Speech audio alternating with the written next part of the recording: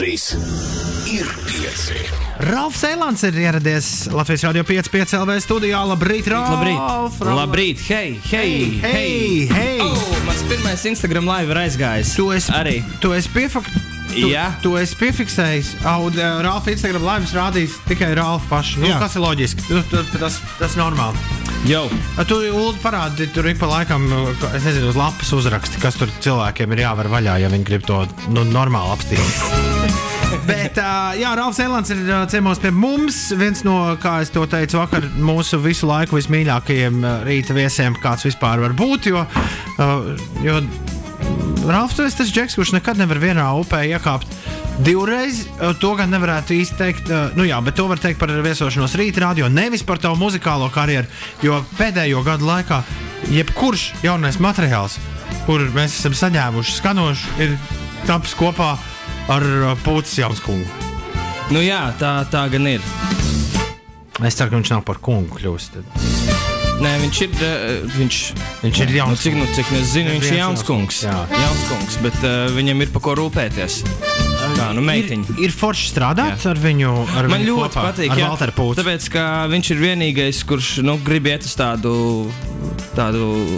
roku vai tādu akadēmiskāku virzienu. Loģiski, viņam patīk čels, viņš ir akadēmiskais mūziķis un viņam sirdī arī ļoti tuvs roks. Tāpēc tā sanāk sadarboties ar viņu. Un čels, tas ir instruments, kurš man agrāk šķita, ka popmūzikā nevar būt, bet viņš man pierādīja, ka var, un līdz to vēl vairāk iepatikās. Pagājušajā gadā viena no mūsu tikšanās reizēm bija reize, kad mēs nelegāli runājām par Ziemeļkoreju. Ziemeļkoreja bija tēma, jo tu esi viens no retajiem cilvēkiem, kur es pazīstu, kas ir bijis tajā interesantajā. Jau jāsaka arī pateicoties kino darbam, kas piekdien iznāk uz ekrāniem, tādā kontroversiālā vietā. Katrs, man liekas, kas uz turieni aizbrauc, redz kaut ko citu. Tava aizraušanās ar komunistiskajiem režīmiem nav beigusies, nebeidzās un netika remdināta ar Ziemeļkoreju. Tu biji šī gada sākumā aizbraucis uz Kubu. Priekš kam? Es biju Kubā, jo es vēlējos jau tur aizbraukt pagājušajā gadā.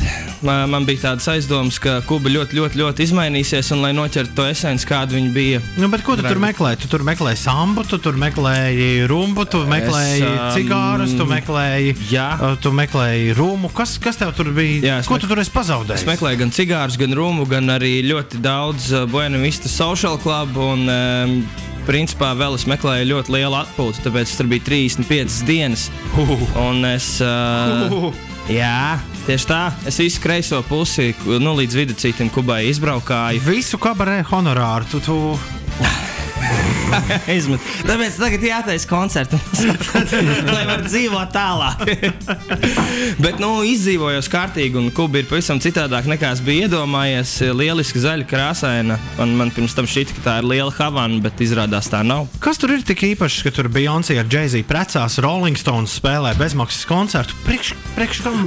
Neviens viņam nelien virsū, un paparacī tur netiek. Mums reāli stāstīja viena meitene 2 gadījumus, ka viņa ir satikusi Leonardo DiCaprio un Jason Statham. Viņus it kā atpazina. DiCaprio loģiski pēc tam citas meitenes arī atpazina, bet viņš staigā ļoti vienkārši. Viņš negrib vispār, lai viņu kāds redz. Bet viņi brauc uz Kubu, jo viņi var staigāt pa ielām, sēdēt kafejnīcās, un viņiem neviens īsti nenāk klāt. Tikko kā kāds pamana, tad tiem kubiešiem slēni aiziet.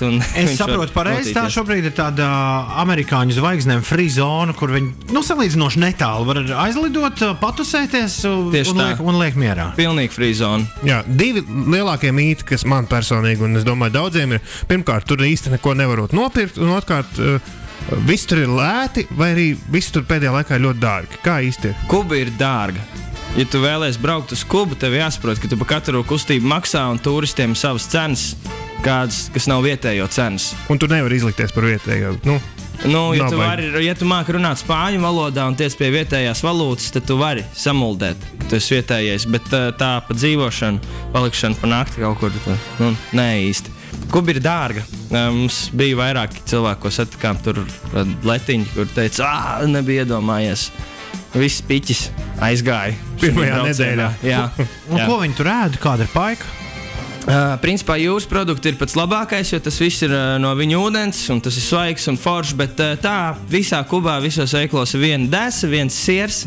Reāli, tu pasūti sieru salātus Havanā, vai pasūti arī maizi ar desu un sieru Varadero, kas cita pilsēta, tad tu zini, ka tas būs tas pats siers un tā pati desa, kas bija Havanā, jo tas viss ir viens. Visos veikalos. Tā ir tā komunisma. Jā. Tās ir tās paliekas, kuras jā, un tas tev var reāli izbesīt ļoti ātri. Tāpēc ir jūras produkti, tas ir forši. Ar to viņu māk radoši arī restorānos, kur nav tik labi pavāri, viņi māk radošāk nedaudz padarboties. Bet ja tu ņem visu laiku vienu un to pašu ēdienu, tu reāli sajūti prātā. Tad, kad mēs ar Ulu izkasīsimies un aizlidosim uz Kubu, kas ir 3 lietas, kas mums ir obligāti jāredz? Jums ir, es braucu uz El Nicho, tas ir tāds foršs, tāds dabas parks. Pierakstu El Nicho. Tāds kalniņš, kur arī var peldēties ūdenskritumā. Tad jums ir jāaiziet uz vietu, uz kuras nebija, diemžēl, jo tajā dienā tā bija cieta fabrika de arte, kas ir Havanā. Tur ir mega milzīgs tusiņš. Es pēc tam skatījos YouTube'ā un es vienkārši to video pārstāju skatīties, jo man bija liels pārdzīvojums, ka es tur netiku iekšā. Tur ir vairākas telpas, vairāk mākslinieki. Vienu vakaru mūsu draugi bija, viņi teica, ka viņi skatījās kubiešu metālu. Tāds reāli industriāla forša vide. Un tad vēl jums ir noteikti jāaiziet uz kādu salsas koncertu. Jums abiem jau, ziniet, kā muzikāli cilvēki, jums ļoti patiks, manuprāt. Tie ir tādi koncerts, vai tur ir dēja un viss kopā? Tur ir gan dēja, gan atsevišķi arī koncerti. Tur var visādi. Man gan bija tā, ka es tikko redzēju, kā kāds baltais turists pieceļās un hei, es mācos salsu savā valstī un sākšu tagad ar kubieti dejot. Un bija tāds, labāk viesnīcā dar šito. Jā. Ralf, tu esi sācis dejot, tu esi kļuvis par modernu balerīnu. Kas notiek? Jā, es esmu sācis arī dejot, es piedalos dejas. Tas ir kaut kas jauns, manuprāt. Tas ir jauns, jā. Nu, redz kā. Modernā horeogrāfija, tev vispār uzrunā šis žanrs? Es tev pateikšu godīgi, mans priekšstats par laikmetīgo deju ir tāds, ka principā čalis iznāk, pirmkārt viņš ir 4 gadus mācījies, viņš māk perfektu špagatu un salto uzmest un ideāli visu kaut ko viņš māk, bet izrādes laikā viņam ir jānonāk telpas vidū, jāsāk raudāt, tad jāvārtās un kāds cits viņam lej virsū pienu un tad viņi paklinās. Tas ir mans priekšstats. Izklausās varētu, vai laikmetīgās dejas izrāda viņu, kurā tu arī būs redzams 9. un 10. aprīlī Fonstricka villā, vai tur tev tiešām gāzīs litriem piena virsū? Diemžēl nē. Manuprāt, tas būtu baigi interesanti, bet nē, tur izrādās ir vairāk kustība un tāda miedarbība ar mūziku. Kāpēc tu piekriti šādai avantūrai, jo priekš tevis, es domāju, tā ir avantūra? Uzreiz pilnīgi godīgi var pateikt, tāpēc, ka draudzene ir horeogrāfe, ar kuras arī esmu iepriekš sadarbojies, līdz to viņai vairāk uzticos nekā kādam, varbūt citam man svešam no dejas pasaules, un vēl pievienojās vēl viens horeogrāfs Jorge. Viņš ir šobrīd bāzējās Londonā, bet viņš ir no Spānijas, ļoti labs arī horeogrāfs cilvēks, kurš sadarbojies jau ar Paulu McCartney. Un tagad es varu pieskarties mēģinājumu telpā cilvēkam, kurš ir pieskāries Paulam McCartneyam. Pēc tam, kad viņš ir sadarbojies ar Paulu McCartney, tas tagad ir normāli. Nākamais solis ar Eilānu strādāt, vai ne? Kopā. Meklējiet rokā informāciju, jums šis interesē vairāk. Viņu.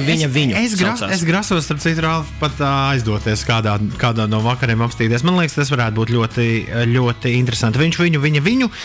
Tas 9. un 10. aprīlī un 10 dienas pēc tam tu atkal māžosies. Tā kā tajā televīzijas šovā māžosies mūzikas namā Daile kopā ar regēju orķestru. Tu spēlēsi veselu vakaru Boba Marley mūziku. Tieši tā, es pirms Kubas izdomāju, es satikos ar Skripu, tāds cilvēks, kur daudz uzskata par Latvijas numuru 1 regēju basistu. Mēs parunājām, ka es gribu, lai kaut kas notiek uz priekšu, kamēr esmu ārzemē, un ka man vienmēr bija sapnis nospēlēt regēju koncertu.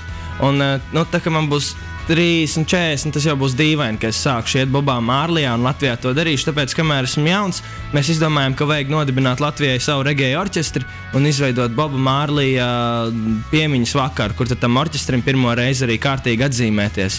Un mums arī pievienojās viens cilvēks no Anglijas, Samijs Dreadlocks, kurš ir īsts regējietis un regēja pasaulē zināms cilvēks. Viņš regulāri braukā pa regēju festivāliem un regējas disences spēlē. Uzvārds ir ļoti atbilstošs.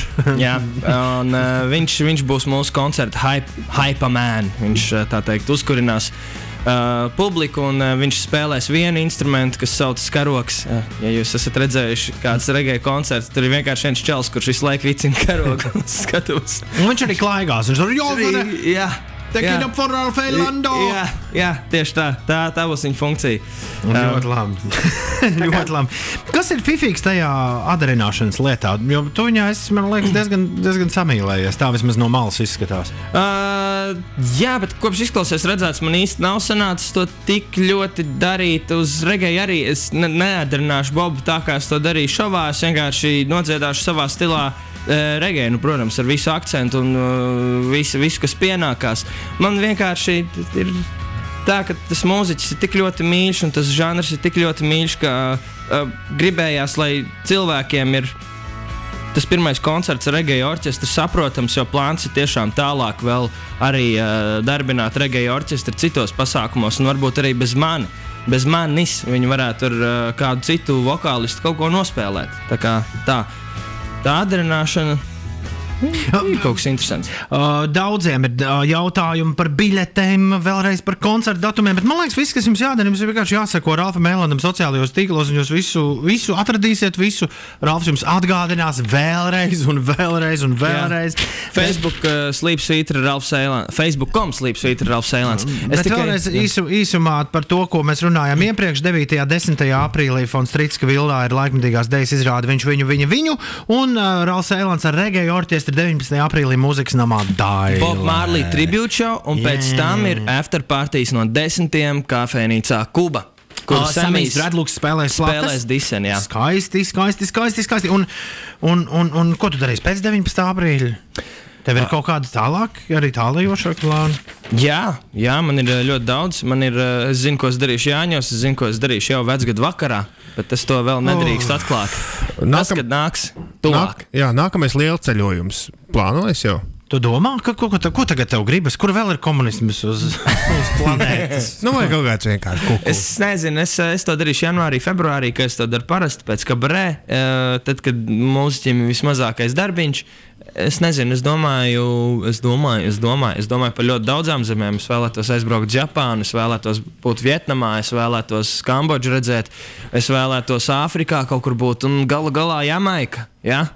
Tas, manuprāt, būtu ļoti labi. Tur es varētu ar Samiju kopā aizbraukt. Viņš, domāju, ļoti labi izrādīts visu. Par zaļu, par vēl zaļāks. Klau. Ja tevi ielaiž karaokes bārā, kaut kur, tad tu dziedi kā Ralfs Eilands, vai tu uzreiz mēģini dziedāt kā tas izpildītājs, kurš ir to dziesmu iedziedājis? Kā Sigurros. Redzi, es gribēju izmantot iespēju to, ka tu esi iejuties ļoti daudz mūziķu ādā, pēc tam to darījis publiski visiem redzot, jo man vienmēr ir, likusies aizraujoša ideja, kā tas, piemēram, izklausītos, ja Louis Armstrongs dziedātu Prāta vētras spogulīti. Mēs varam pamēģināt. Louis Hei. Spolīt, saki man tā, kur visā pasaulē ir viskaistākā. Jā, viņš teica. Spolīt, saki man tā.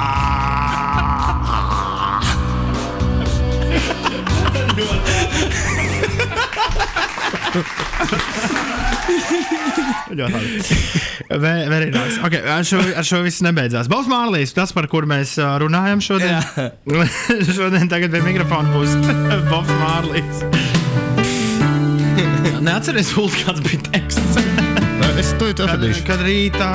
Kad lietus līst un logalā. Yeah. Yes, Rastafari people. Ja, man!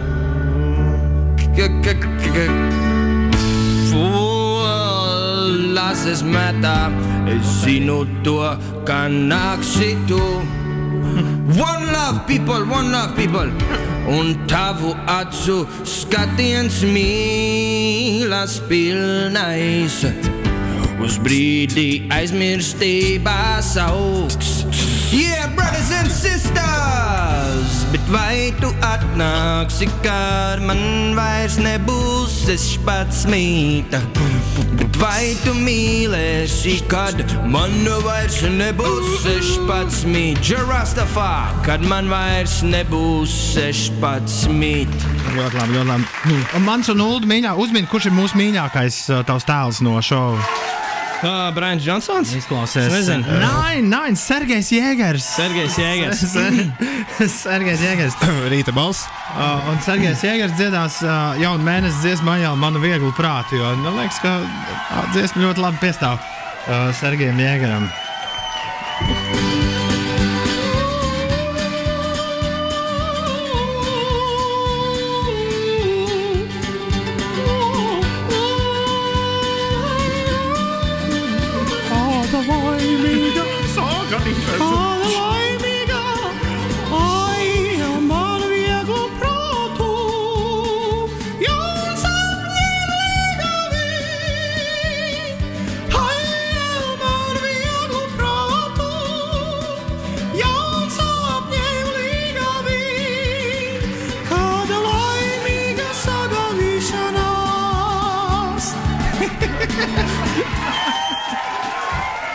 Ai, Ralf, bez tevis būtu tik skumji dzīvot pasaulē. Nekas jau nav mūžīgs.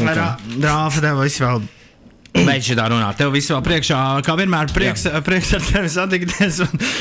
Tad, kad mums nākamreiz vajadzēs Sergeju Jēgeru. Un klausies, un tad, kad tu nopirksi sev to kastīti, kā Edam Šīrenam, ka viņš tur raksta un lieku pats sev, iedzied. Man ir, jā. Klausies, tad uztais, Bobs Marlīs iedzied vienu balsi, pēc tev Luis Armstrongs pa virsu, un vēl Sergejs Jēgers. Šis varētu darboties. Ralf, lai tev veicas visā, ko tu dari, es zinu, ka ir vēl, tu neļauj man runāt vēl par visādiem pārsteigumiem, kurus iespējams mēs no tevis sagaidīsim šogad. Jā, to mēs redzēsim. Vienmēr pārsteigumiem pilns ar Ralfs Eilers. Šodien ciemos pie mums Ralf, lai fantastiski trešdienā.